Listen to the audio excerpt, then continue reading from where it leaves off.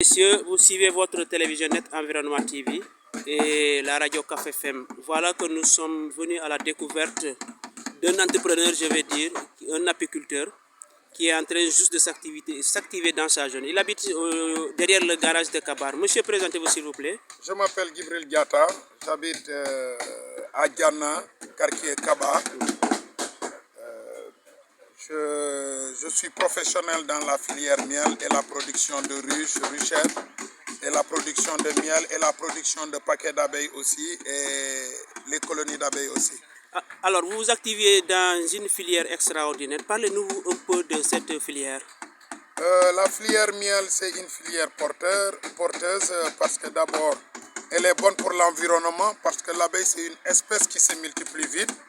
Ça favorise la pollinisation de toutes les fleurs alimentaires et qui va donner naissance à de bons calibrages de fruits.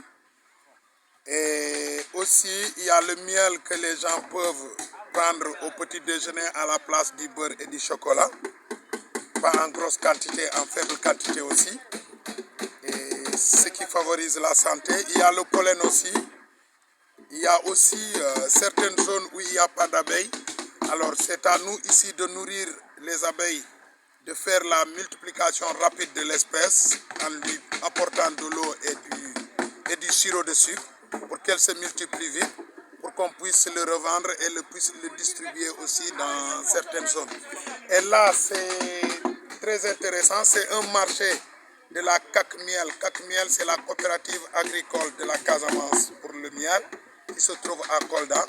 Ils nous ont ramené à fabriquer dans 15 jours 120 ruches Langstroth qui sont là, Coréos, et aussi les petits dont vous voyez là-bas, c'est 120 aussi ruchettes en 15 jours. Aujourd'hui, nous sommes au 11e jour. Alors, j'ai ramené aussi des apiculteurs que j'ai formés dans la confection de cadres et de ruches dans le Koubalan, le village de Koubalan, qui sont 3 aujourd'hui ici avec nous depuis le départ, du premier jour à la fabrication, et ils sont payés par jour aussi. Alors, par rapport à l'exploitation du miel, avant on l'exploitait de façon directe sur un arbre ou je ne sais où. Mais aujourd'hui, vous avez les ruches. Parlez-nous un peu du système ancien. Le système ancien, c'est un bon système, mais la production est minime et tu n'as pas le temps de pouvoir échanger, de pouvoir intervenir dans la ruche. Mais avec les ruches modernes, à cadre mobile, c'est-à-dire les cadres sont mobiles, ça te permet d'intervenir. Là, voilà 2 exemplaires. Là, c'est une ruchette de capture. Quand tu filmes bien, il y a des abeilles dedans. Il y a des abeilles dedans. Il y a des abeilles dedans. Ça, c'est une ruchette qui a capturé ici.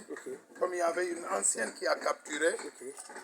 Après ça, ça sert de nourrir cette colonie qui vient d'entrer dans la ruchette de capture.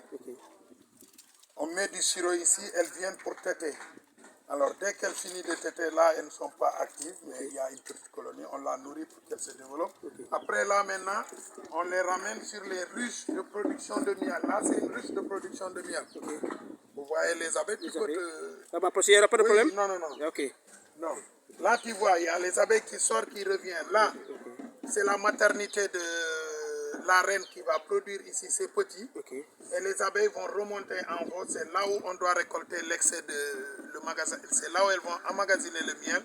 C'est là où on doit la récolter. Alors, tu vois, c'est une ruche. Et qui peut te faire combien en productivité? Elle te fait Entre combien? 18 et 20 kilos. De miel? De miel, ouais. Pour une seule production, tu peux la récolter 2 fois, ce qui veut dire ça peut te donner entre 36 et 40 kilos l'année. Si il faut bien voir, il faut aussi que les fleurs donnent aussi. Parce que le nectar, l'abeille ne fabrique pas la substance sucrée qui fait le miel. Le nectar, c'est un liquide sucré qui se trouve au niveau des fleurs qu'elle prélève pour venir faire du miel. S'il y a des années où les arbres ne donnent pas beaucoup, il y en a des années où ça ne donne pas beaucoup de nectar. Puisque ça ne donne pas beaucoup de nectar, vous n'aurez pas beaucoup de miel. Et il y a le deuxième produit, c'est Le miel là aussi, c'est au niveau des arbres. C'est des pucerons qui piquent l'arbre, qui mangent la sève de l'arbre. Et leur fin de leur digestion donne ce qu'on appelle une substance sucrée résineuse, le miel là. Elles le prélèvent pour faire du miel. C'est la plupart des miels très foncés. Ok. Voilà. Alors maintenant, les abeilles aussi tellement menacées par, en tout cas, les récolteurs ou par des feux de brousse. Alors, ça n'apporte pas des handicaps au niveau de votre activité? Non, non, non, parce que nous, c'est des abeilles qu'on élève. Ok. Et si tu ne les déranges pas, là, tu vois, je ne les dérange pas, mais ils ne font rien. Il ne faut rien. Toi, tu es à côté, viens, juste là pour bien les filmer, prendre le bourdonnement. Tu vas voir, il y a les pattes qui entrent avec des bulles, il y a d'autres qui entrent avec des trucs jaunes. Ça, c'est le pollen. Ça, c'est pour l'alimentation uniquement pour les larves. Le miel aussi entre dans l'alimentation, mais un peu. Mais le pollen, c'est source de protéines pour les abeilles. Là, tu vois, elles sont là, elles travaillent dans la maison, mais elles ne sont pas agressives. Sauf quand on va taper sur la caisse. Là, même quand tu dors, on tape sur...